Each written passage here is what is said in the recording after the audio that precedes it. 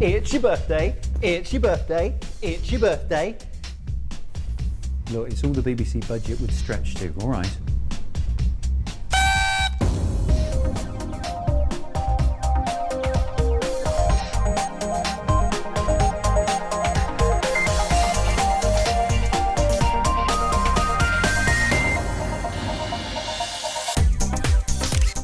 This week, as the World Wide Web reaches a special milestone, Click looks at its future and asks whether it's finally reached maturity. Plus, mobile phones and cancer. We look at the latest research to find out if children in particular are at risk. All that plus the latest tech news from around the globe, and if you find this annoying, then we have a handy way to connect this to this in Webscape.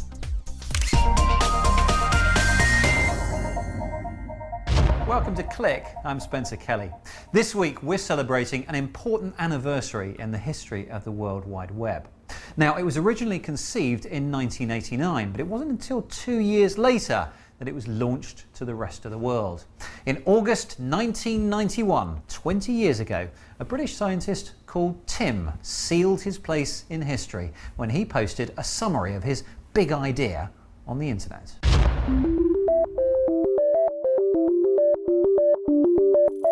It doesn't look much, but this summary was about to make the net a whole lot easier to get around.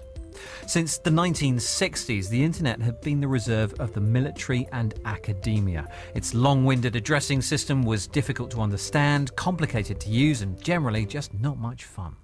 While working at the European Laboratory for Particle Physics, CERN, Tim Berners-Lee decided that what the world needed was an easier way to navigate all the data that was stored online, and a quick way to jump from one document to another.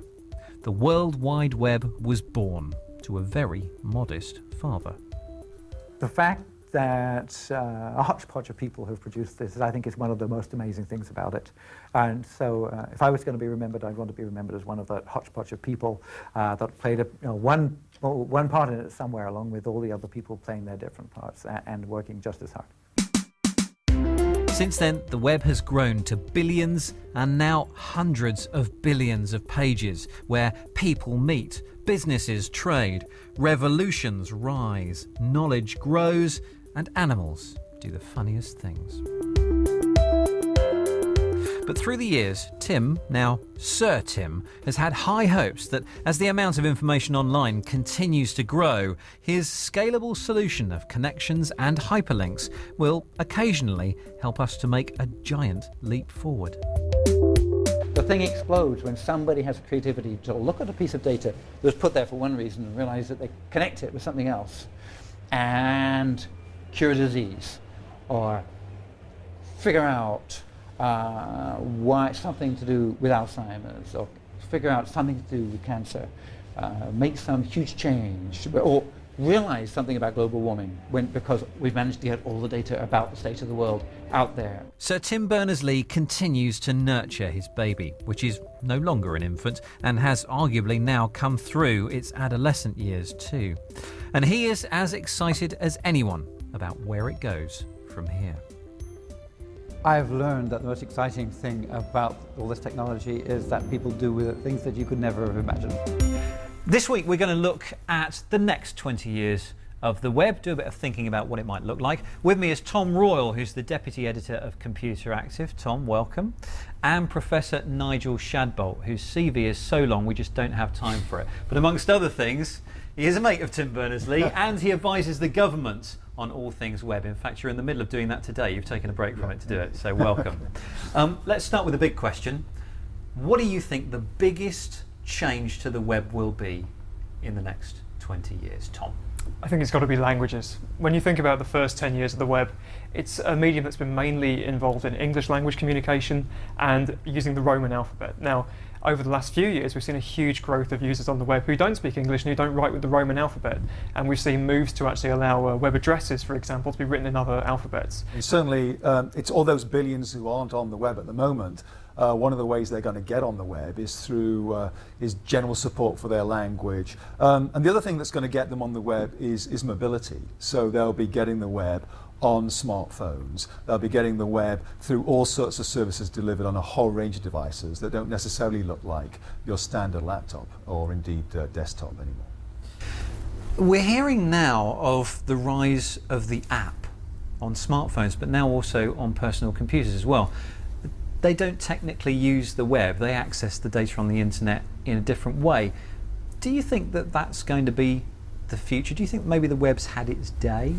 I don't think that the two are as separate as sometimes we like to make out. And sure, there are some apps which run on their own, have no connection to the web whatsoever, but they don't tend to be the most interesting or most useful ones. Most of the really important apps, I think, are incredibly reliant on the web for their data. But apps have only really come along in the last few years. I think there's a lot of evolution to go on over the next 10 years as we see the line between a program, a web browser, and an app really blurring together. Back in 2003, Tim Berners-Lee was saying we have to keep an openness to the web so anyone can innovate. But do you think there's a danger that big companies are trying to lock down parts of the web for their own services in order to make money and shut their competitors out as much as anything else? Well, there's certainly issues with monopolies, but I mean the very fact that in order to start up most companies, you might take, most businesses, you might take a couple of weeks, a couple of months of preparation of building machinery, of hiring people. In order to get started on the web, you can do it today, you can make a product today, you can make a product in an hour, and that kind of innovation is always a threat to the big companies. I think the other point to say is that it may feel like Google's the only game in town here, except there's 6 billion pages of Mandarin they haven't indexed, and the search engine of choice in China is Baidu, and the same for the social network, or the Twitter equivalent in China that put on 40 million users in 2 months. There is a lot of space for people to enter the market, and actually, again, but what we have with the web is the potential to get anywhere, anytime, at a price that's marginal. There are the occasional report that you see which suggests that the web is changing the way that we think.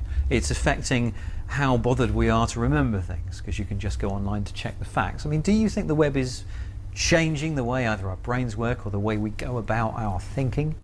Clearly, technology has always changed us. Ever since we developed the very first tools, you could argue that the brain has been being shaped and our behaviours are being shaped by the tool sets and technology that's available to us. So I don't think this is particularly new.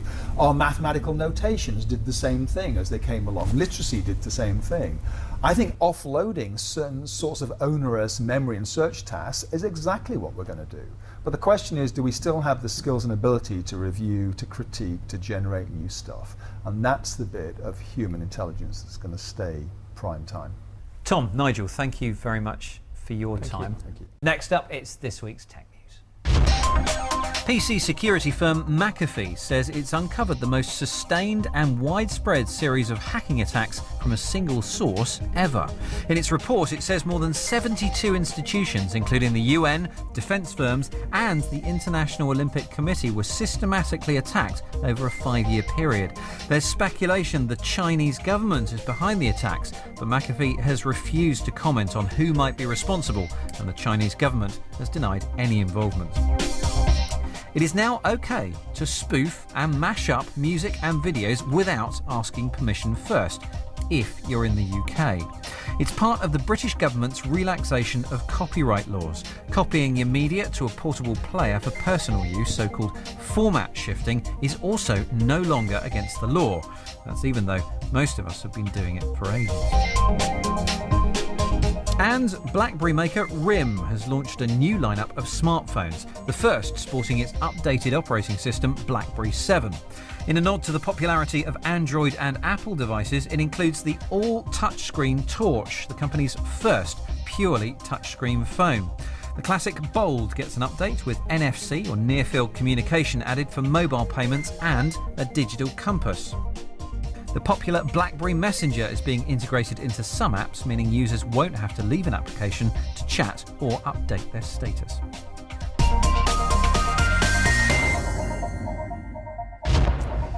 Now, a couple of weeks ago, we talked about podcasting, and we asked you what you thought made a good podcast, what was enjoyable to listen to.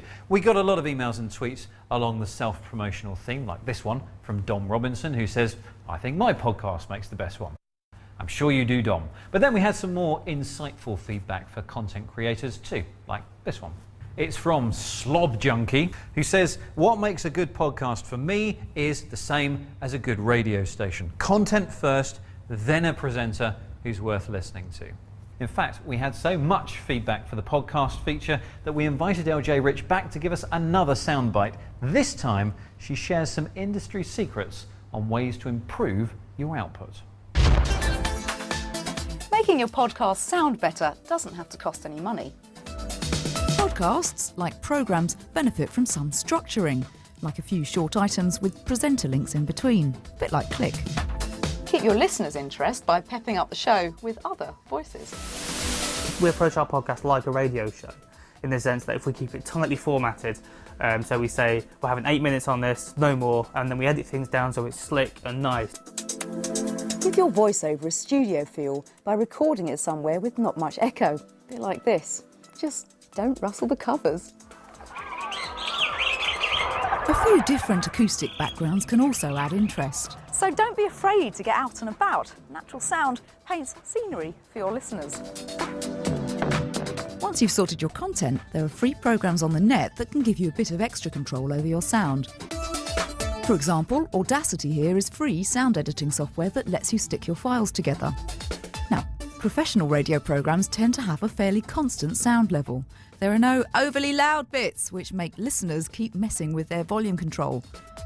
Levelator, a free program, does a pretty good job of evening out or normalising your file for you. Though lots of sites will help you upload and host your podcast, a quick way to get to your audience is through Audioboo. Upload pre-recorded files and the site will let listeners access them through iTunes or by clicking on the RSS link. When you're broadcasting, you're aware that you have an on-air audience that can hear you as the program's going out, but also that there's going to be another audience that's going to download it tomorrow or next week or in a month's time or whenever and listen to it. So that changes the way that you think about radio. Some people might download your podcast long after its release date. Now that doesn't mean you have to ditch time-sensitive content, just add a line or two of background info or context. And even if it's once a month, be consistent. Get your audience used to when to expect the next episode. All these tips are on Click's website. Follow them and you never know, you might make it to the top of the pods. LJ Rich, never lost for words, it's official. And there's plenty more still to come on Click this week. Given that we're using these more and more every year, and usually this close to our heads, it's understandable that mobile phones have been the focus of health concerns ever since we started using them. But now, 2 decades on, what's the truth? Are they a health risk? And should we be thinking twice about letting our kids use them at such an early age? David Reed reports.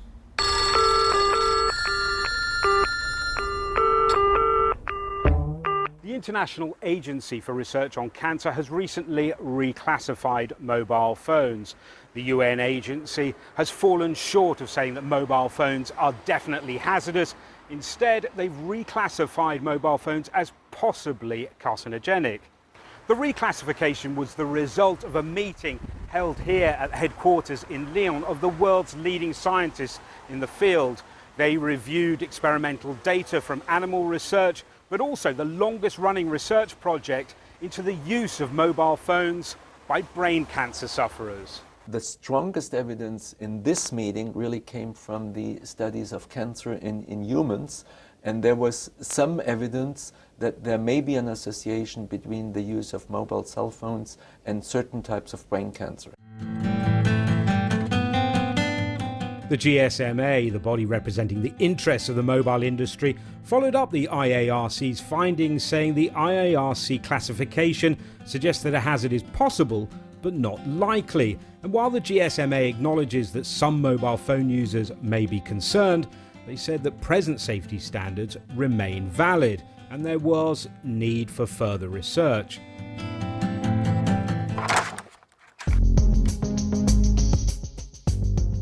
Research into health and mobile phones has been beset with difficulties. We've been using mobiles for a relatively short time, and yet cancers can take decades to develop.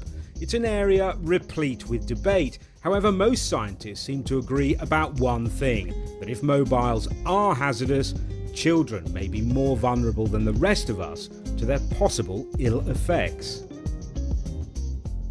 if the penetration of the electromagnetic waves goes for 4 centimeters into the brain, 4 centimeters in an adult brain is just the temporal lobe. There are not too many important functions in the temporal lobe.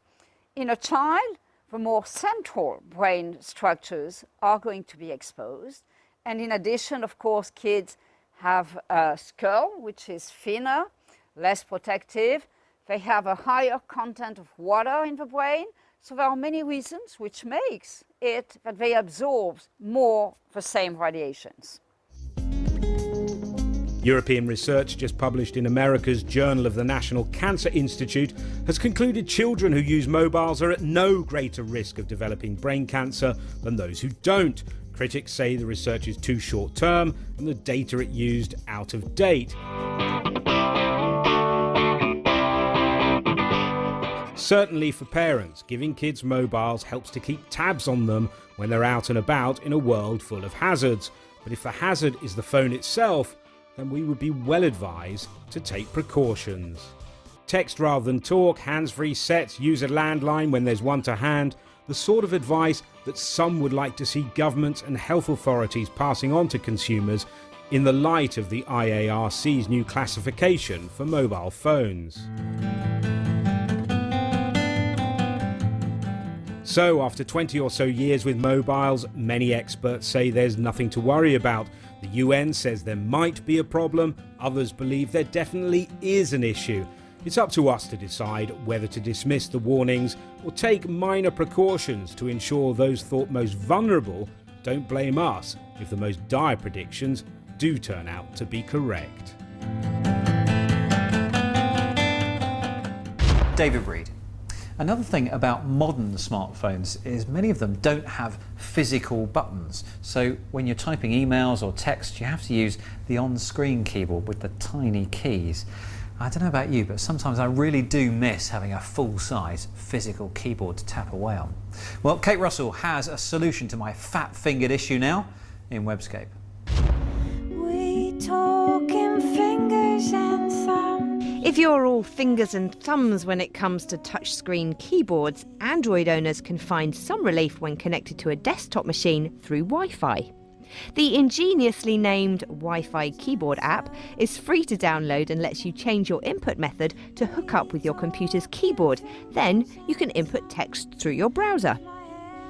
You can also connect to your computer using a USB cable. This works best in terms of latency, but it does take a little more technical know-how to set up. Just launch the application icon on your handset for full instructions. Now I see you feel. It's worth noting that any text you input through your browser could potentially be recorded, so don't do your internet banking through your phone when you're using this app.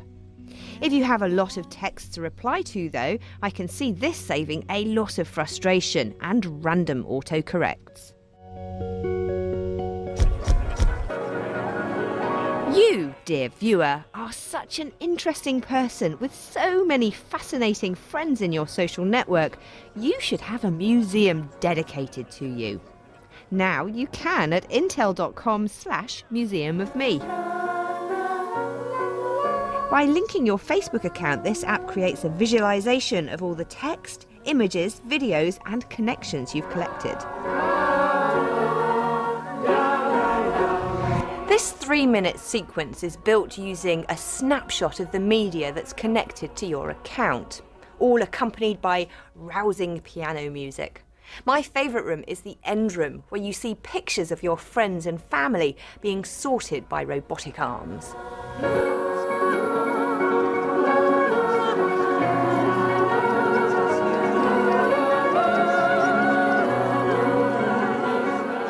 Once complete, you can share the exhibition on your wall with a series of stills saved to your photo album. It's a shame you can't actually share the whole animation sequence, but a nice little gizmo nonetheless.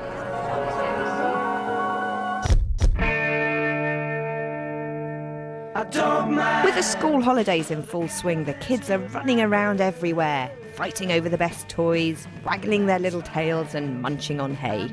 I am, of course, talking about the kind with 4 legs and hooves, which you can watch to your heart's content on Mead Open Farm's Goat Cam.